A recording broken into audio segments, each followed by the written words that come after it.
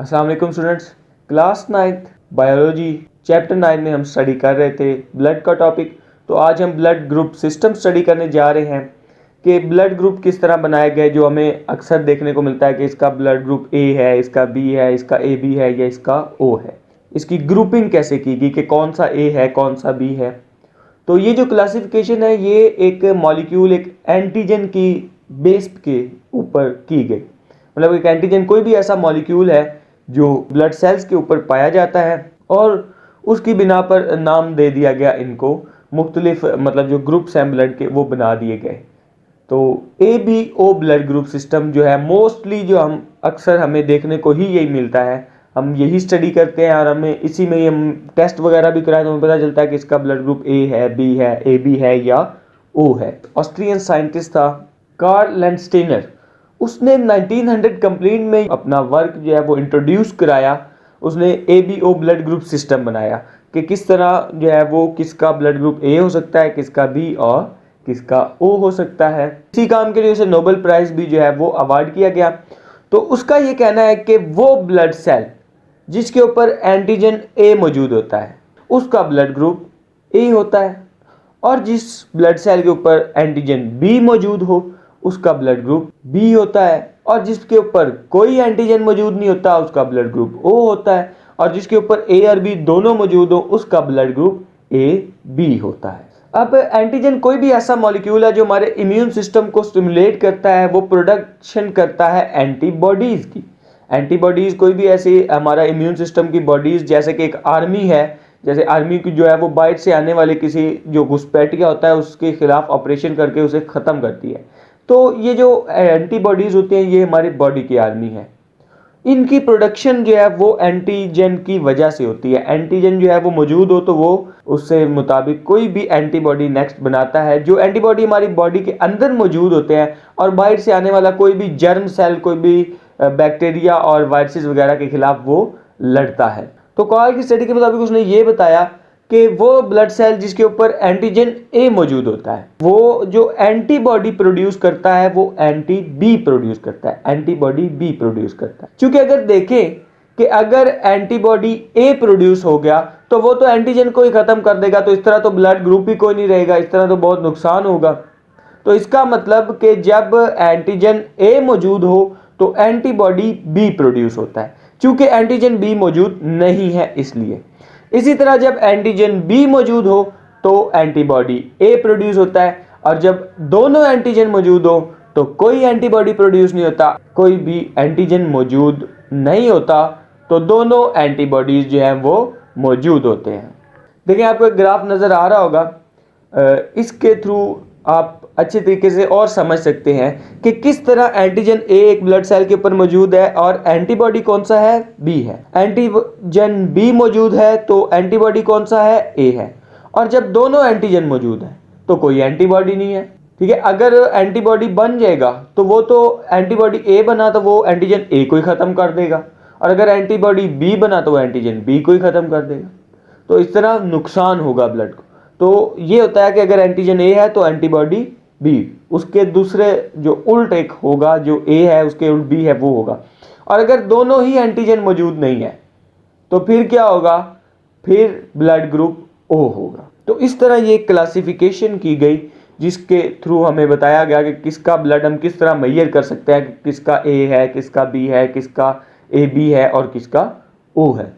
अब इसी टॉपिक के अंदर आगे आपका एक ब्लड ट्रांसफ्यूजन वाला टॉपिक जो है वो अटैच हुआ है कि जो एबीओ सिस्टम है उसमें हम किस तरह जो है वो ब्लड ट्रांसफ्यूजन कराते हैं। मतलब कि एक बंदे से दूसरे बंदे को ब्लड जो है वो लगाते हैं। अगर किसी की इंजरी हो गई, कि कोई भी मसला हो, प्रेगनेंसी हो, ब्लड लॉस हो गया तो हमें ब्लड लगाना है, तो हम कौन सा ब्लड किस को लगा सकते हैं।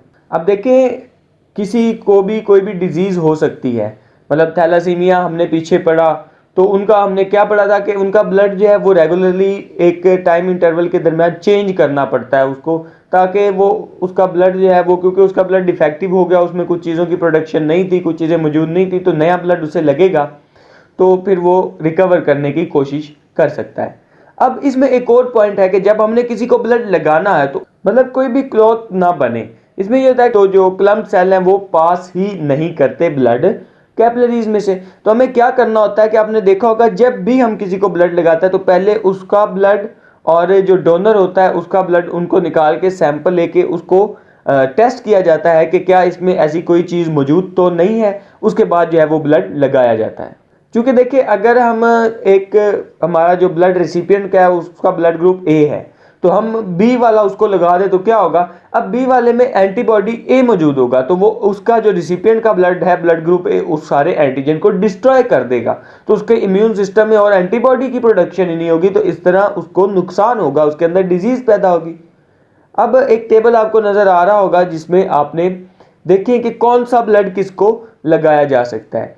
अब इसमें दो डेफिनेशन आपको नजर आ रही होंगी कि जो ब्लड ग्रुप ओ होता है उसे हम यूनिवर्सल डोनर कहते हैं, मतलब कि ब्लड ग्रुप ओ किसी को भी लगाया जा सकता है, लेकिन फॉर द फर्स्ट टाइम ये कहा जाता है कि जो भी इंसान हो जिसने खून जो है वो डोनेट करना, उससे पूछा जाता है कि भाई आपने पहले तो नहीं डोनेट किया खून, पहले तो नहीं किसी को दिया, तो इस पे ये होता है कि कुछ ना कुछ एंटीबॉडी की जो एक रद्दोबदल होती है वो इसमें आ जाती है, तो उससे बचने के लिए सिर्फ एक दफ़ा जो है वो ये लगाया जाता है। उसके बाद फिर इसके टेस्ट वगैरह करके तो फिर एक मुतमिन जो इंसान होता है वो खुद को करना पड़ता है कि इससे कोई नुकसान नहीं होगा तो ही लगा सकते हैं। और जो ब्लड ग्रुप ए बी होता है वो यूनिवर्सल रिसिपिएंट है, मतलब वो किसी भी ब्लड ग्रुप से क्या करता है वो रिसीव कर लेता है, कोई भी ब्लड ग्रुप हो तो उसे, अगर एक बंदे का ए बी है तो वो रिसिपिएंट है, उसे खून चाहिए तो उसे कोई भी लगाया जा सकता है। अब आप इस टेबल में देखिए कौन सा जो ब्लड है वो किसको लगाया जा सकता है। देखिए ब्लड ग्रुप ए हो तो वो डोनर का, तो जो जिसको लगाना हो, जो रिसिपिएंट है जो हासिल करने वाला है उसका या तो ब्लड ग्रुप ए होना चाहिए या ए बी होना चाहिए। इसी तरह अगर जो डोनेट कर रहा है, जो खून दे रहा है उसका ब्लड ग्रुप बी है तो जो खून ले रहा है उसका बी होना चाहिए या ए बी होना चाहिए।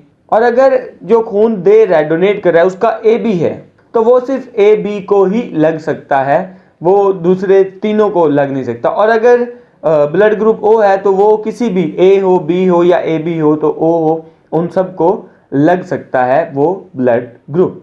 अब इसी टॉपिक के अंदर एक और टॉपिक RH फैक्टर वाला, RH ब्लड ग्रुप सिस्टम वाला जो है वो इंट्रोड्यूस कराया गया। तो हमारे जो साइंटिस्ट जिन्होंने ABO ब्लड ग्रुप सिस्टम पढ़ा, कार्ल लिस्टर ऑस्ट्रियन साइंटिस्ट थे 1930 में, उन्होंने फिर आगे स्टडी किया, उन्होंने दो और ब्लड ग्रुप सिस्टम मतलब एक और इंट्रोड्यूस कराया जिसमें उन्होंने कहा कि ब्लड ग्रुप में RH पॉजिटिव और RH नेगेटिव भी जो है वो एक चीज़, एक पॉजिटिव और नेगेटिव का साइन भी रखा गया है, वो उसके ऊपर उन्होंने डिस्कस किया। उन्होंने इसे भी एक एंटीजन की बिना पर जो है वो डिस्कस किया कि ये रिशियस मंकी में पहले सबसे पहले स्टडी किया गया, तो उन्होंने इसीलिए RH फैक्टर एक एंटीजन का नाम रख दिया। जैसे पीछे एंटीजन ए और एंटीजन बी और एंटीजन ए बी थे, इधर क्या है एंटीजन RH। अब वो ब्लड सेल जिसके ऊपर RH एंटीजन मौजूद होता है उसे हम कहते हैं कि ये RH पॉजिटिव है, और वो ब्लड सेल जिसके ऊपर RH एंटीजन मौजूद नहीं होता उसे हम कहते हैं कि ये RH नेगेटिव है। अब देखिए आप इसे मिला सकते हैं कि जिसका एंटीजन A मौजूद है ब्लड सेल के ऊपर, अगर RH एंटीजन भी मौजूद है तो A पॉजिटिव, और अगर नहीं तो A नेगेटिव। इसी तरह बाकी सबके साथ भी, तो RH फैक्टर जो है वो पॉजिटिव और नेगेटिव का साइन भी दे रहा है एंटीजन की बिना पर। अब ये होता है कि देखिए ABO जो ब्लड सिस्टम था उसमें अगर एंटीजन A मौजूद है तो एंटीबॉडी B प्रोड्यूस हो रहा था, एंटीजन B मौजूद है तो एंटीबॉडी A प्रोड्यूस हो रहा था, अगर कोई एंटीजन नहीं मौजूद तो दोनों प्रोड्यूस हो रहे थे, और अगर दोनों मौजूद है तो कोई भी नहीं प्रोड्यूस हो रहा था। तो इसका मतलब तो RH फैक्टर में ये है कि अगर RH एंटीजन मौजूद है तो पॉजिटिव होगा, एंटीबॉडी प्रोड्यूस होंगे, और अगर नहीं है तो नहीं होंगे। इसमें कोई ये नहीं है कि अगर होगा तो ये प्रोड्यूस होगा, नहीं होगा तो वो होगा। अगर RH फैक्टर मौजूद है तो फिर जो है वो पॉजिटिव का साइन आ जाएगा, वो उसमें एंटीबॉडी प्रोड्यूस होंगे, और अगर नहीं है तो नहीं होंगे। अब इसमें भी ट्रांसफ्यूजन आ गई कि ब्लड की ट्रांसफ्यूजन जो है वो जो RH factor RH blood group system है उसमें कैसे होती है। तो साइंटिस्ट ने ये बताया कि जो RH फैक्टर पॉजिटिव वाला होता है वो RH फैक्टर पॉजिटिव को ही लगता है, क्योंकि पॉजिटिव में जो है वो एंटीबॉडी जो है वो मौजूद होते हैं। इसी के साथ एक और टॉपिक अटैच है कि ब्लड ट्रांसफ्यूजन, RH जो ब्लड ग्रुप सिस्टम है इसमें, वो कहता है कि साइंटिस्ट ने ये बताया कि RH पॉजिटिव अगर जो देने वाला ब्लड उसका एक जो ब्लड ग्रुप है RH एंटीजन मौजूद है और रिसिपिएंट में भी मौजूद है, तो फिर रिसिपिएंट एंटीबॉडी नहीं बताएगा, क्योंकि दोनों में मौजूद था तो उसका ब्लड उसको लग जाएगा। इसी तरह अगर RH नेगेटिव है, मतलब RH फैक्टर मौजूद नहीं है डोनर में और रिसिपिएंट में भी नहीं है, तो फिर तो वो एंटीबॉडी बनाएगा नहीं। तो RH नेगेटिव वाला RH नेगेटिव को और RH पॉजिटिव वाला RH पॉजिटिव को ब्लड जो है वो डोनेट किया जा सकता है, लगाया जा सकता है। अब अगर RH नेगेटिव वाले इंसान को RH पॉजिटिव लगाया जा सकता है, तो उसके अंदर RH एंटीबॉडीज बनना शुरू हो जाएंगे, RH एंटीबॉडी बनना शुरू हो जाएंगे उसके अंदर। और अगर RH नेगेटिव है किस बंदे का, तो वो RH पॉजिटिव को लगाया तो जा सकता है, लेकिन पहले ही कितना ये देखा जाएगा कि भाई इसने पहले तो नहीं लगाया हुआ। अगर नहीं लगाया हुआ तो फिर वो फर्स्ट टाइम जो है उसको लगाया जा सकता है। तो इस तरह ये एक जो ब्लड ग्रुप सिस्टम है वो हमने स्टडी किया, जिसमें हम ABO ब्लड ग्रुप सिस्टम और RH ब्लड ग्रुप सिस्टम हमने दोनों स्टडी किए कि किस तरह ब्लड ग्रुप बनता है, किसका A होता है, किसका B होता है, किसका O होता है और किस तरह पॉजिटिव और नेगेटिव होता है। तो इस तरह हमने ब्लड ग्रुप को स्टडी किया। मजीद और इसको डिटेल में स्टडी करने के लिए आपको अगर कोई चीज़ समझ नहीं आई तो फिर आप कमेंट बॉक्स में हमें बताएं, ताकि वो पॉइंट्स भी आपको बताए जा सकें। और अगर कोई चीज़ इसमें कमी रह गई है, कुछ चीज़ें मिस हो गई हैं या कोई इसमें चीज़ है, तो आप वो भी हमें बता सकते हैं, ताकि हम भी उसको भी क्लियर करके आपको बता सकें।